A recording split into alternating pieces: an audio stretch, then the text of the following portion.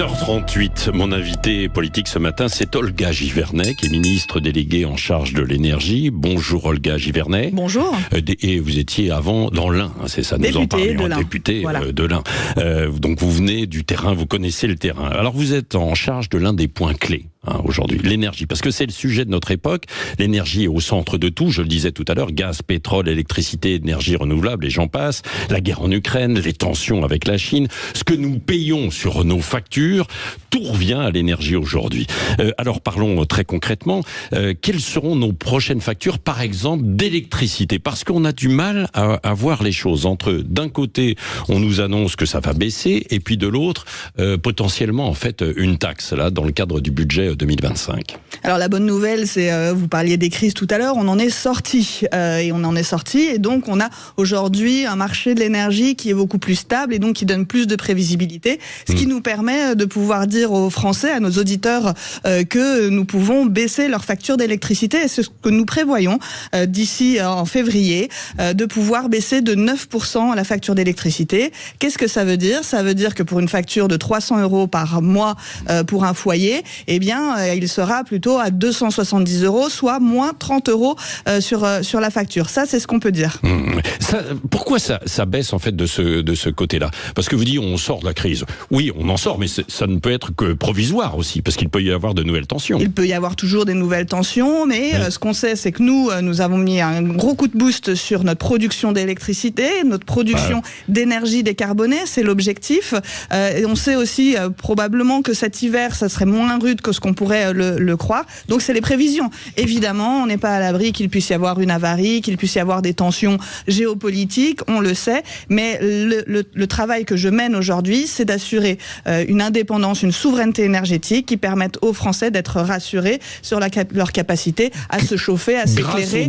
Avec surtout, grâce au nucléaire. Avec le nucléaire d'un côté, puisqu'on le relance, évidemment, mais aussi grâce aux énergies renouvelables. On a l'éolien qui se déploie en France, on a des énergies solaires, on a tout ce qui est chaleur, récupération de chaleur et production la biomasse, biomasse. etc. Donc on met pas tous nos œufs dans le même panier, justement pour pouvoir avoir un mix énergétique le plus décarboné possible. On vise la neutralité carbone en 2050 et je crois que les Français sont très attentifs à ce que nous soyons avec une prise en compte écologique importante, et c'est pour cela que nous avons un programme, une programmation qui va se dérouler sur les mois et les années à venir. Oui, Olga Givernet, alors vous avez dit donc ça va baisser, mais j'ai cru comprendre que ça allait baisser simplement pour une partie des Français, 60% des Français, c'est vrai ou pas? 80%. 80%, oui. Qui va être concerné? C'est ceux qui ont un contrat qui s'appelle le TRVE, le tarif réglementé de vente d'électricité.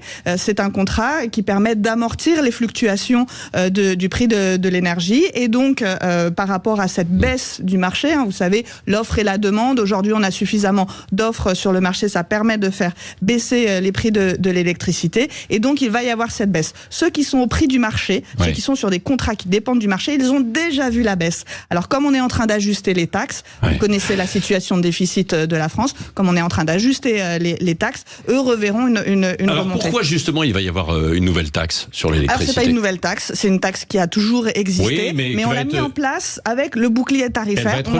On l'a baissé. On l'a baissé très bas.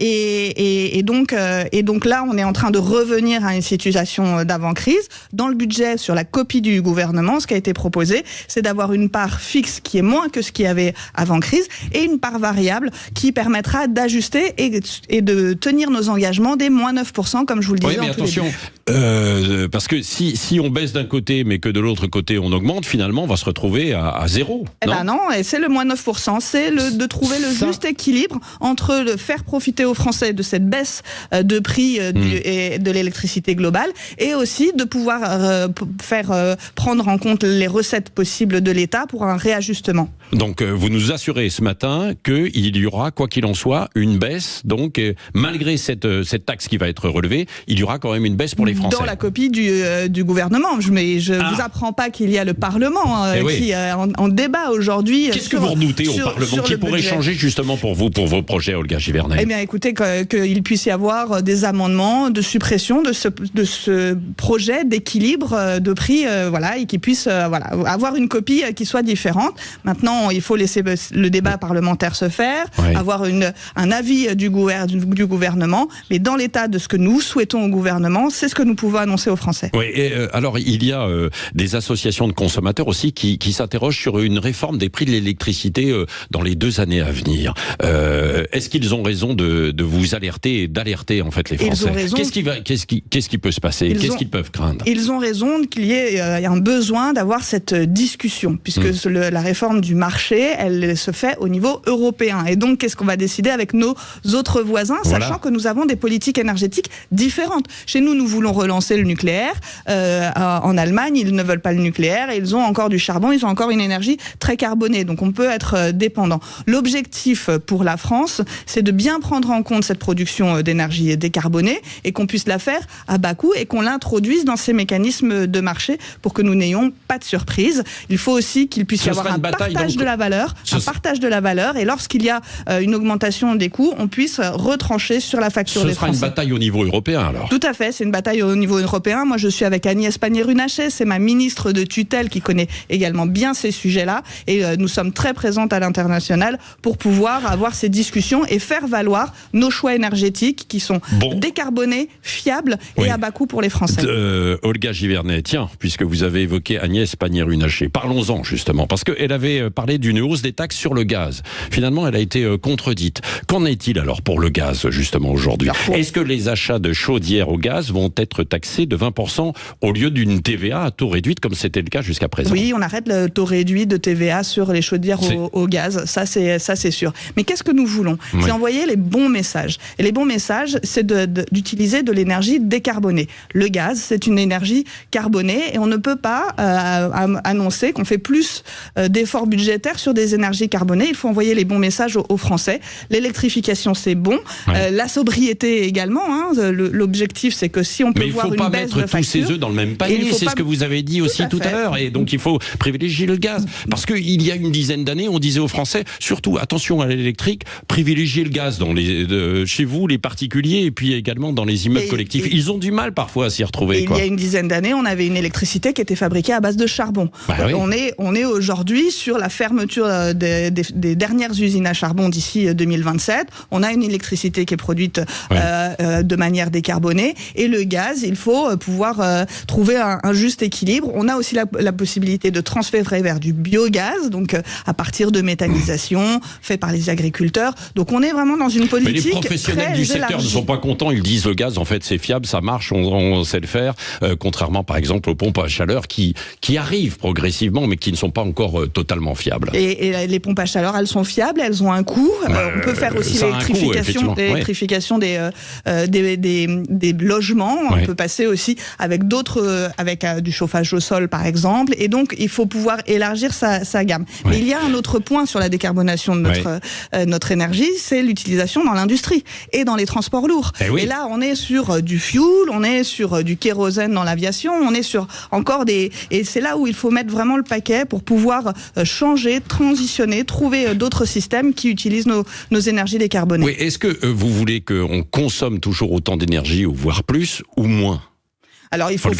Alors, on va consommer plus d'énergie, c'est ce qu'on prévoit, puisqu'on veut réindustrialiser la France, on veut ramener les entreprises chez nous, on veut produire donc on a besoin de plus d'énergie. Et vous êtes favorable à cela, quoi. Et il faut prendre en compte qu'il va y avoir besoin de plus d'énergie. Donc c'est pour ça qu'il faut faire attention, d'utiliser la bonne énergie, l'énergie qui est la moins polluante, qui est bas carbone, qui est décarbonée. Et il faut aussi faire en sorte qu'on ait une production qui aille en même temps en augmentation en fonction des besoins. Oui, parce que Olga Givernet, c'est pour ça qu'il y a des spécialistes qui disent attention, ne taxez pas trop en fait l'ensemble de l'énergie, parce que quand l'énergie devient trop chère, tout tourne au ralenti dans notre société et ça ne fonctionne plus. Et depuis la crise énergétique de 2022, la consommation d'énergie en France s'est effondrée. Elle s'est effondrée et ça provoque beaucoup de problèmes. Et il y a beaucoup d'inquiétudes. Il y a énormément de petites et moyennes entreprises qui ferment aujourd'hui. Alors, il y a un besoin de faire attention sur la consommation d'énergie. Avant, on ne faisait pas attention parce qu'elle était disponible, elle était très, très à faible coût. Et aujourd'hui, c'est plus le cas. Il faut faire attention à nos ressources. On est dans un monde fini. Il faut faire attention à nos ressources. C'est pour cela qu'aussi, on met en place des contrats avec les entreprises, qu'on a demandé avec EDF. C'est un accord qu'on a vu avec eux depuis une année, qu'il puisse y avoir une négociation sur de la visibilité à 5 ans, à 10 ans, et d'avoir des contrats sur un prix maîtrisé. Vous le savez, on est sur une offre de marché, et donc elle peut fluctuer, et donc c'est de mettre des mécanismes qui protègent nos entreprises et qui leur permettent d'accéder de manière pérenne à une énergie décarbonée et fiable. Oui, Olga Givernet, je voudrais faire une petite parenthèse, parce que vous avez parlé tout à l'heure des centrales, notamment sur la centrale de Cordemais, qui est en Loire-Atlantique. Il y a des députés qui ont demandé à Emmanuel Macron de revenir sur la décision de fermeture sèche, parce qu'il y aurait des conséquences aussi. Quelle est votre position, vous ? Alors, il faut sortir du charbon. Le charbon, c'est ce qui envoie du carbone et des gaz à effet de serre dans l'atmosphère. Et on est capable aujourd'hui, on a les talents, les compétences pour pouvoir faire de l'énergie qui est propre. Et on en est très fiers. Et la France a donné aussi l'exemple dessus. Donc, il faut aller vers une fermeture progressive. 2027, moi, je ne veux plus qu'il y ait de charbon dans les centrales à charbon. En revanche, on doit pouvoir transitionner vers d'autres moyens de production. Il faut emmener les employés qui ont ces compétences sur la connaissance de l'énergie à pouvoir travailler sur d'autres moyens de production, et c'est ce qui est important. Donc je crois qu'il faut accompagner ces territoires, être très à l'écoute, comprendre avec l'opérateur, celui qui emploie ses personnels, comment est-ce qu'on peut proposer soit des solutions alternatives, soit justement rediriger vers d'autres besoins de l'industrie. On va en avoir besoin, notamment sur le nucléaire. Alors, justement, pour les solutions alternatives, sur l'éolien, tiens, ça en fait partie des énergies renouvelables. Lors de son discours de politique générale, je me souviens, il y a quelques jours, Michel Barnier, le Premier ministre, donc, avait critiqué les éoliennes, expliquant notamment qu'il fallait mieux en mesurer tous les impacts, bien sûr. Vous connaissez, en fait, évidemment, ce sujet, parce que vous êtes une élue, je le disais, de l'Ain, et que quand on va, en fait, dans la région, on voit qu'il y a beaucoup d'éoliennes. Quelle est votre position? Alors, Michel Barnier a relayé, d'ailleurs, une politique que moi je mène, une production d'énergie sur ces deux jambes, le nucléaire, les énergies renouvelables. Et effectivement, il a dit, en mesurant tous les impacts. Mais je ne crois pas que ce soit une critique. Je crois que c'est une vraie prise en compte, Non, mais parce qu'il y avait peut-être, c'était une politique à marche forcée, il y a des études d'impact qui sont normales. Il y a des études, il y a des impacts, et il faut surtout entendre les locaux, les riverains, les élus avec qui je travaille. J'ai été moi-même élu local, et leur prise en compte lorsqu'on installe une éolienne, effectivement, ça a un impact paysager, ça a un impact pour les riverains. Et moi, j'ai été voir d'ailleurs à Valsaune des projets qui se sont implantés. C'est où Valsaune, ça ? Alors c'est dans le Rhône. Ah oui, d'accord. Voilà, et il y en a d'autres. J'ai entendu dans le Maine-et-Loire qu'il y a un conseil municipal qui a fait une délibération et qui souhaitait aller de l'avant sur l'éolienne. C'est un travail qui doit être mené en concertation avec les riverains, avec l'opérateur. Il y a aussi des avantages. Il peut y avoir des budgets participatifs. C'est de l'énergie qui est moins chère pour les riverains potentiellement. Et donc, je crois qu'il faut avoir cette conscience écologique. D'abord, d'amener une capacité d'être indépendant avec notre production d'énergie. Et l'éolienne le fait. Et d'ailleurs, moi, j'ai pu annoncer également une programmation sur l'éolien en mer, où on a identifié sur toutes les façades maritimes les lieux où on pouvait avoir une implantation d'éolien en mer. Il faut avoir en tête que c'est quand même un des coûts les moins importants de fabrication. Oui, Olga Givernet, je vois que vous avez un chemisier en fait ce matin.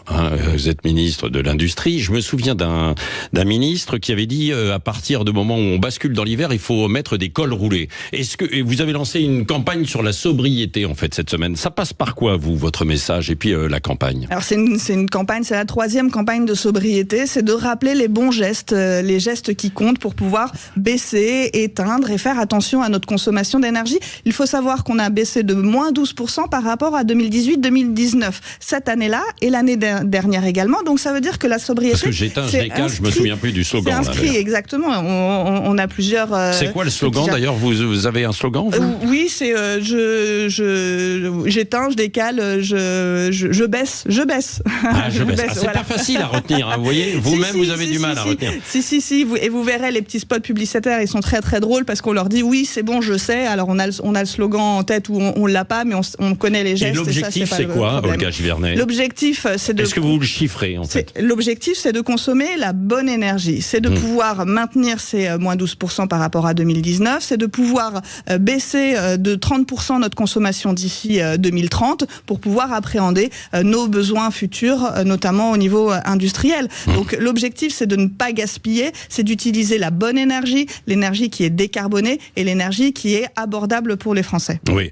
Il y a un autre sujet qui concerne aussi l'énergie, c'est le gouvernement qui s'attaque aux voitures d'entreprise. Il y avait un verdissement en fait des flottes. Il va y avoir des sanctions pour les entreprises. Précisez en fait les choses. Quelle est votre position? Alors dans la loi, les entreprises qui ont des flottes de voitures, plus de 100 voitures, ont une obligation au moment du renouvellement de l'achat de leur parc de voitures de pouvoir intégrer une partie de véhicules propres.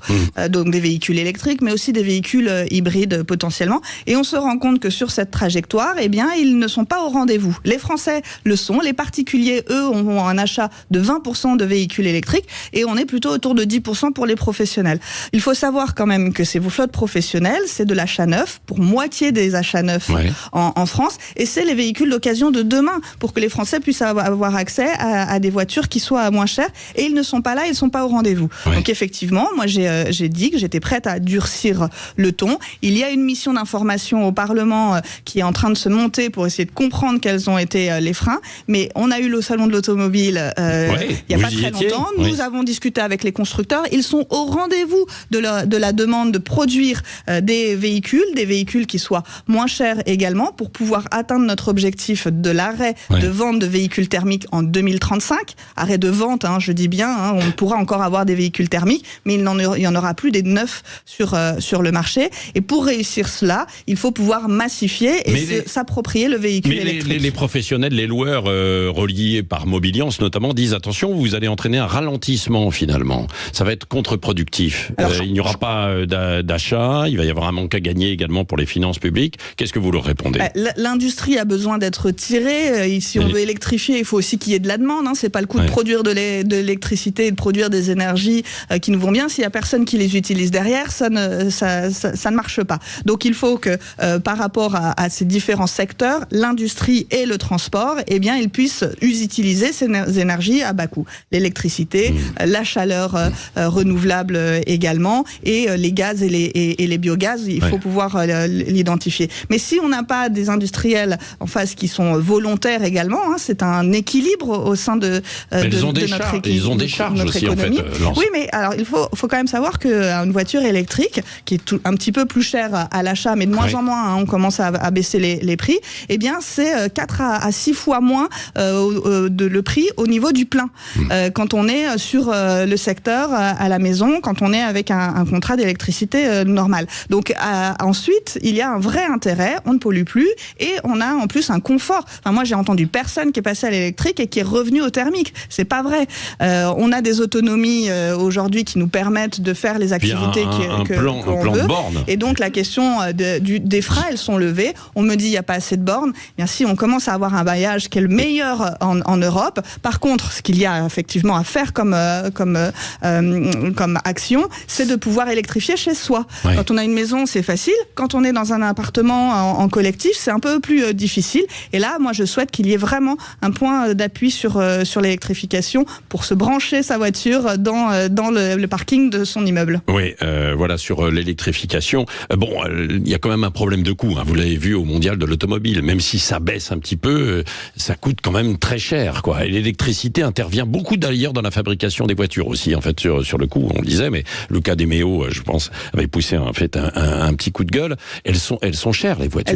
Est-ce que vous allez essayer de nouveau de soutenir, parce qu'il y avait eu le leasing social qui avait été lancé, et il y aura le leasing social. On veut le relancer dès 2025 pour pouvoir aider les ménages les plus modestes à pouvoir acquérir via une location longue durée, donc c'est-à-dire autour de 100 € par mois, un véhicule électrique neuf qui qui leur permettra de faire leurs déplacements du quotidien. Oui, et ça, vous allez le relancer début... On le alors relance. les gens qui nous écoutent sont en train de se dire, j'attends le début de l'année pour acheter une voiture éventuellement. Alors le leasing social sera très défini pour les classes plutôt modestes, et tout le monde n'est pas forcément dans cette classe-là, mais la question en fait qui va se poser, c'est nous, avec le budget qui nous est attribué et qui est beaucoup plus bas que ce qui est donné, comment est-ce qu'on va répartir cela? Donc on est encore en train de paramétrer tout cela pour que ceux qui en ont besoin puissent y accéder. Oui, Olga Givernet en charge de l'industrie. Un dernier mot sur de l'énergie. De l'énergie, qu'est-ce que j'ai dit? De l'industrie. Non, mais parce qu'on parlait d'industrialisation en fait à l'instant. Vous voyez, beau lapsus. Quid justement du chèque énergie en 2025?